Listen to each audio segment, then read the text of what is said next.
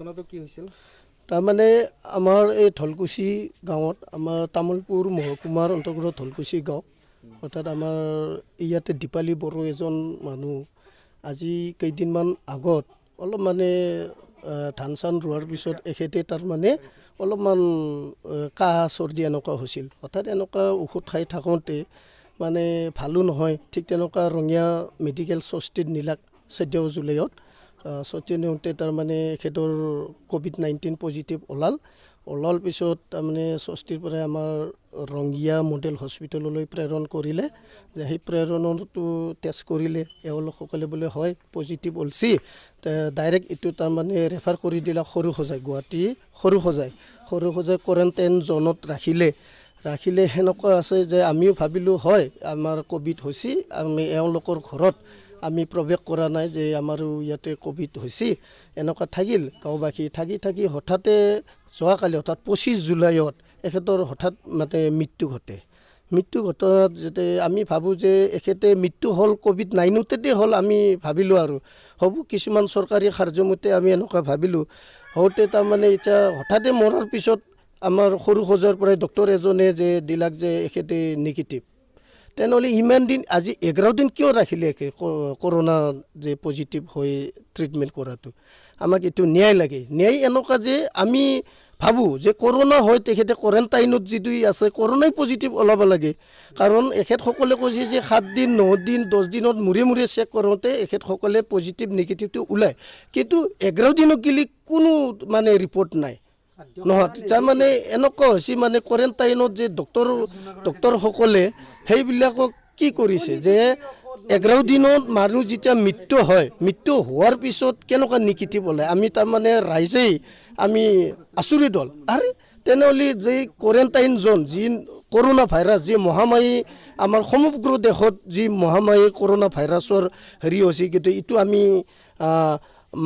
মানাটো ভাল না নামানাটো ভাল? যদি হয় আমি মানিও যে কৰোণা ভাইৰাছ হোৱাটো হয়, কিন্তু এনেকুৱা ছিষ্টেমত আমি কেনেকুৱা মানিম যে হোৱা বস্তু আৰু নিগেটিভ হৈছে? মহিলাগৰাকী মৃত্যুৰ কিমান আগত আপোনাক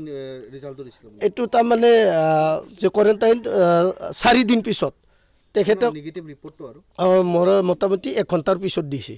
মৰাৰ 1 ঘণ্টামান পিছত নিগেটিভ দিছে। আৰু 4 দিন আগত মহিলাগৰাকীক মোবাইল ফোন দিছিল, ল'ৰাজনে আলোচনা কৰিছে,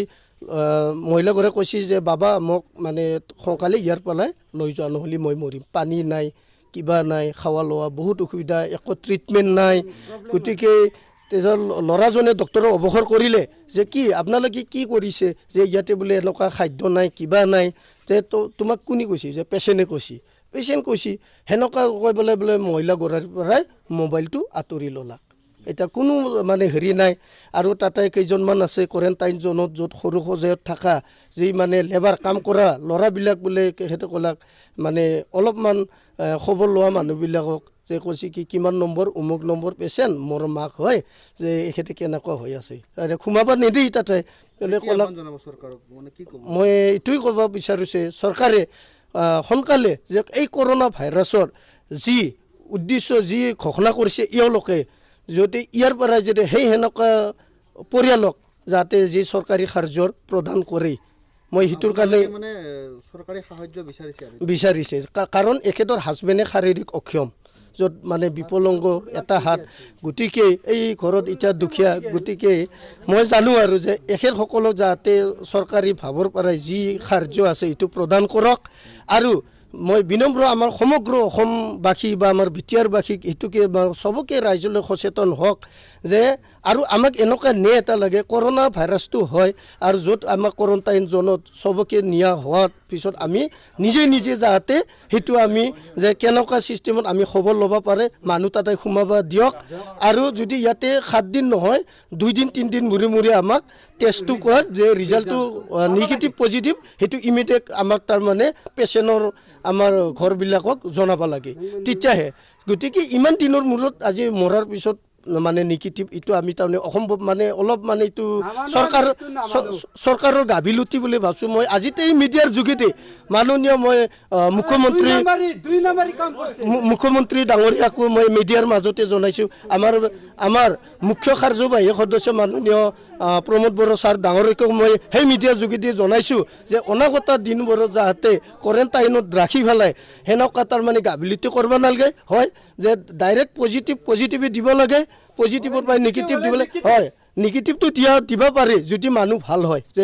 এখেতে কোৱাৰেণ্টাইন জনৰ পৰাই আহিল ভাল পাই আহিছে সেইটো নিগেটিভ দিব পাৰে মই মানুহ যাতে মৰাৰ পিছত যাতে এইটো নিগেটিভ ওলোৱাটো মই অলপমান হেৰি পাইছোঁ চৰকাৰৰ গাফিলতি বুলি জানো মোৰ ভাই শনেশ্বৰ বড়োৰ পৰিবাৰ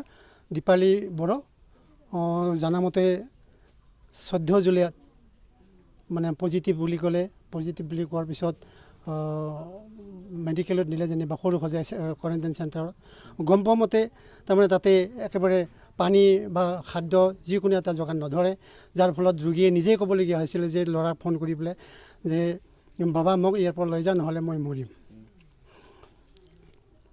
ইয়াৰ পিছত যেনিবা ইয়াৰ যোগাযোগ কৰাৰ কাৰণে ফোন এটা দি দিছিলে ল'ৰাই কিন্তু সেইটো ফোন মানে ইয়াৰ পিছত কাঢ়ি লোৱা হ'ল যে মানে কোনে কৈছিল যে ইয়াৰ মানে খাদ্য চাদ্য নিদিয়ে বা পানী চানী নিদিয়ে মই মোবাইলৰ দ্বাৰা গম পাইছোঁ বুলি কোৱাৰ লগে লগে মানে ডাক্তৰে তাৰ পৰা মোবাইলটো আঁতৰাই লৈ গ'ল এতিয়া প্ৰশ্ন হ'ল যে পজিটিভ বুলি চিকিৎসা কৰি থকাৰ অৱস্থাত 26 বা 25 জুলাইৰ দিনা মৃত্যুবৰণ কৰাৰ পিছত নিগেটিভ বুলি পেলাই কেনেকৈ চাৰ্টিফিকেট দিয়া হ'ল গতিকে তাৰমানে মই এইটো ভাবিবলৈ বাধ্য হ'লোঁ যে চৰকাৰে যিটো ঘোষণা কৰিছে যে মানে পজিটিভত মৰিলে চৰকাৰে যিটো সাহাৰ্য দিয়ে সেই সাহাৰ্যৰ পৰা সেই সাহাৰ্য তেতিয়া দিব লগা নহয় সেই হিচাপেহে মানে নিগেটিভ বুলি দিলে নেকি এনেকৈ ধৰণৰ ভাবিবলৈ বাধ্য হয় যদি এইটো হয় নিশ্চয় এইটো বেয়া কথা আমি ভাবোঁ যে যদি সঁচাকৈ নিগেটিভত মৰিছে নিগেটিভেই ওলাব লাগে পজিটিভত যদি মৰিছে পজিটিভেই ওলাব লাগে যিটো সত্য সেইটো হ'ব লাগে গতিকে পজিটিভত যদি মৰিছে চৰকাৰীভাৱে যিটো সাহাৰ্য পাব লাগে সেইটো মানে পৰিয়ালে পাব লাগে দাবীটো এইটো হ'ব যে আমাৰ যিহেতু মৃত্যুলৈকে পজিটিভতে আছে মৃত্যুৰ পিছতহে নিগেটিভ হ'ল গতিকে মোৰ বিশ্বাস যে পজিটিভতে মৃত্যু হৈছে আৰু মৃত্যু যিটো সাহাৰ্য পাব লাগে এইটো পাব লাগে এইটো আমাৰ দাবী এইটো মই ভাবোঁ যে ডাক্তৰৰ যিটো গাফিলতি এইটো ডাক্তৰৰ গাফিলতিতে হোৱা বুলি ভাবোঁ গতিকে অন্য যাতে তেনেকৈ নহয় চবকে যাতে মানে ভাল ট্ৰিটমেণ্ট কৰে সেইটো মই ৰাইজক বা চৰকাৰক অনুৰোধ জনাওঁ যিহেতু মৃত্যু হোৱাৰ যি লাষ্টখন আপোনালোকে পাইছেনে নাই লাষ্টটো অৱশ্যে গতাই দিছে কিন্তু মানে এইটো হ'ব পাৰে যে ৰাইজে ইয়াক মানে নিগেটিভ বুলি ক'লে বা পজিটিভ বুলি ক'লে ৰাইজে ইয়াত মানে সৎকাৰ নকৰিব গতিকে নিগেটিভ দিয়াই ভাল হ'ব নেকি এই বুলি দিলে নেকি নিগেটিভ দিয়াৰ পিছত লাষ্টটো আনিবলৈ দিছিল কিন্তু আমাৰ ৰাইজে আনিবলৈ মানা কৰিলে কাৰণ মেডিকেলৰ পৰা নিগেটিভ বুলি দিলেও ৰাইজৰ এটা সন্দেহ থাকিল কাৰণ ইমান দিনে পজিটিভত থাকিল যেতিয়া সেই পজিটিভৰ ডেড বডিটো ৰাইজে তাত